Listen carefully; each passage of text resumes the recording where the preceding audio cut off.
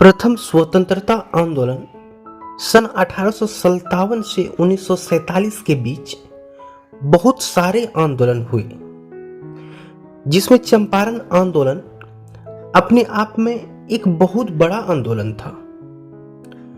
नील की खेती से परेशान किसान त्रस्त थे। किसी भी तरह किसान इस खेती से मुक्त होना चाहते थे। हालांकि यह आंदोलन बिहार के चंपारण जिले के बड़हरवा लेखन सेन गांव से सन 1917 में यह आंदोलन आरंभ हुआ।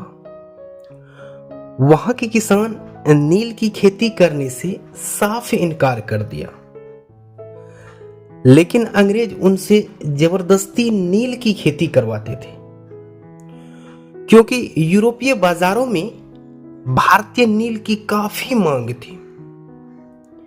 चंपारण में 3 कठिया व्यवस्था प्रचलित थी, जिसमें किसानों को अपनी भूमि के 3/20 हिस्से पर नील की खेती करना अनिवार्य था।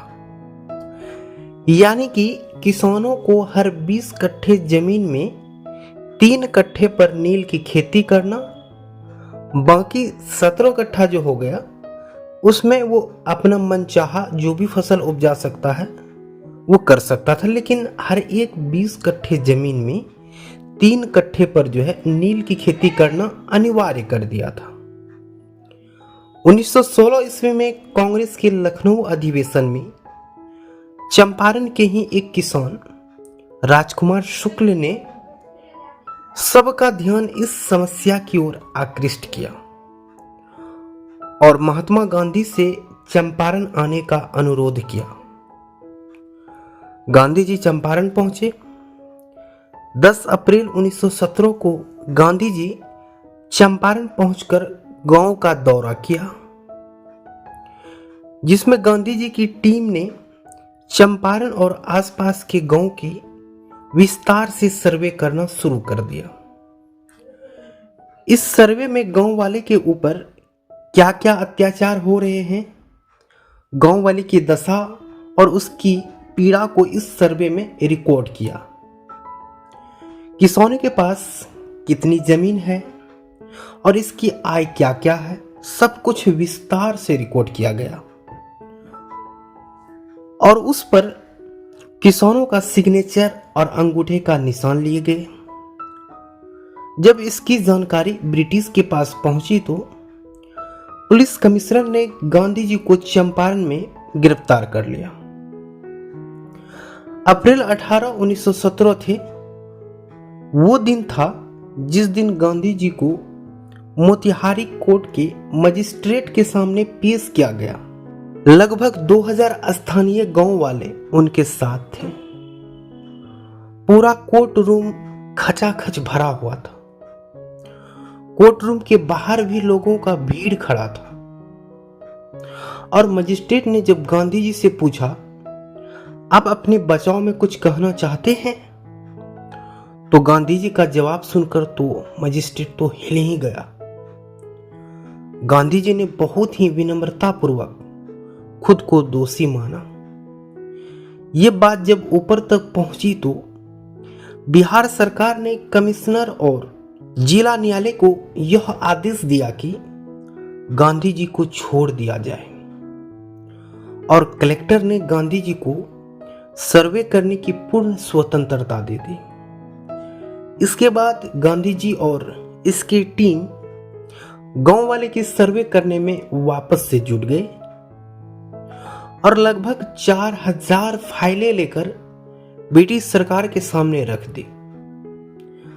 सरकार गांधी जी के इस सर्वे से काफी प्रभावित हुई और उन्होंने सोचा क्यों ना गांधी जी के अनुरोध को मान लिया जाए। गांधी जी के दबाव पर सरकार ने चंपारण एग्रेरियन कमेटी का गठन किया। गांधी जी भी इस कमेटी के सदस्य थे। इस कमेटी ने यह सिफारिश दी कि 3 कठिया व्यवस्था समाप्त कर दी जाए और इसके साथ ही अन्य कर भी समाप्त कर दिए जाए जो किसानों को देने पड़ते थे। बढ़ाए गए लगान की दरों में कमी की जाए और वसूली अवैध रूप से किसानों से की जा चुकी थी, उसका 25% किसानों को लौटाया जाए। कमेटी के इस सिफारिश को 1919 के चंपारण एग्रेरियन एक्ट के रूप में पारित किया गया।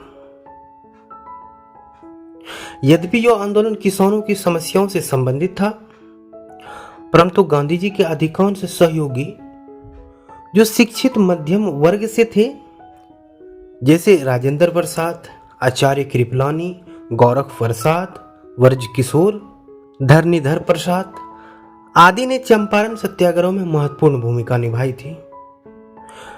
स्थानीय महाजनों और गांव के मुखियारों ने भी गांधी जी को सहयोग दिया।